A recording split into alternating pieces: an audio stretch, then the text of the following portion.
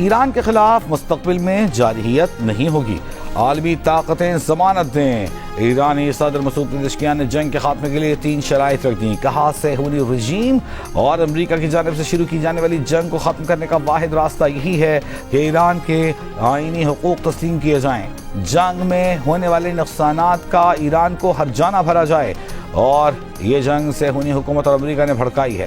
ایرانی صدر نے مزید کہا کہ انہوں نے روسی صدر اور پاکستانی وزیر اعظم سے بات چیت کے دوران خطے میں امن کے لیے ایران کے عوام کو ایک مرتبہ پھر دہرایا ہے۔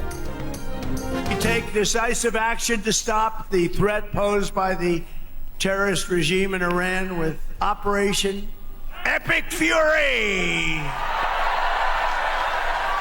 Is that a great name? Well, it's only good if you win. You know, you can only do. And we've won. Let me tell you, we've won. You know, you never like to say too early you won. We won. We won the bet. In the first hour, it was over. Over the past 11 days, our military has virtually destroyed Iran. It's a tough country. امریکی صدر Trump نے ایران جنگ کے خاتمے کو مقاصد کے حصول سے مشروط کر دیا، ایک بار پھر جنگ جیتنے کا دعویٰ کر دیا۔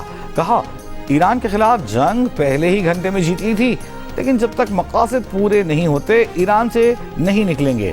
11 دن میں ہماری فوج نے ایران کو تقریباً تباہ کر دیا۔ امریکی فوج نے 58 ایرانی بحری جہاز تباہ کر دیے، 31 بارودی سرنگیں ناکارہ بنا دیں، فضائیہ کو مکمل ختم کر دیا۔ امریکہ پر حملے کے الرٹ پر امریکی صدر نے کہا ایرانی سلیپر سیلز کی موجودگی کا علم ہے، ایرانی سلیپر سیلز پر نظر رکھے ہوئے ہیں۔ امریکی صدر نے تیل کی قیمتیں کم کرنے کے لیے امریکی اسٹریٹجک آئل ریزرو سے فائدہ اٹھانے کا کہا۔ آئی ای اے کی اسٹریٹجک ذخائر سے تیل جاری کرنے سے قیمتوں میں کمی کا اشارہ دیا۔ کہا آبنائے ہورموز کی صورتحال پر کڑی نظر رکھے ہوئے ہیں۔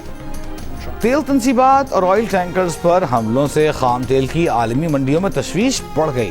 بین الاقوامی توانائی ایجنسی کے تیل کے محفوظ ذخائر جاری کرنے کا اعلان بھی کام نہ آیا۔ عالمی مارکیٹ میں خام تیل کی قیمت میں اضافہ جاری۔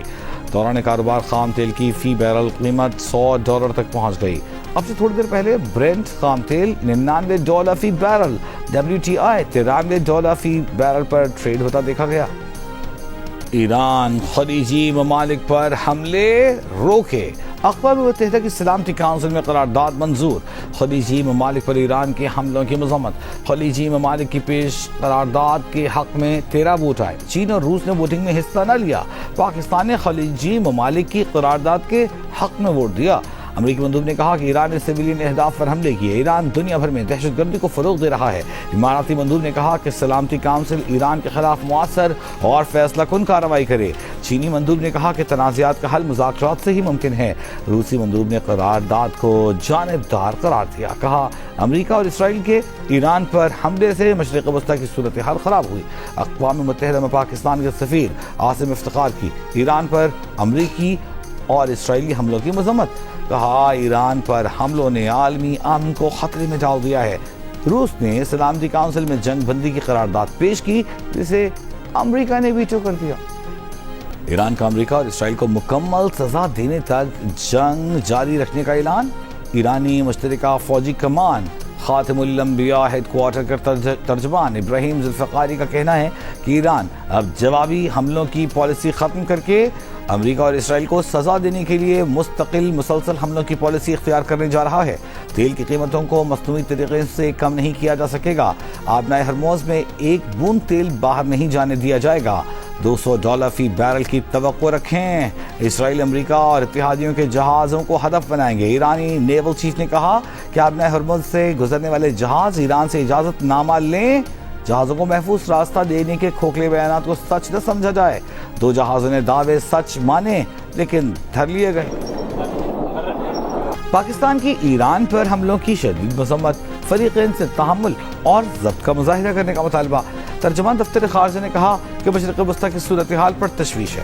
وزیر اعظم شہباز شریف نے ایرانی صدر مسعود پزشکیان سے ٹیلی فون پر گفتگو کی۔ آیت اللہ خامنئی کی شہادت پر ایرانی صدر سے تعزیت کا اظہار کیا۔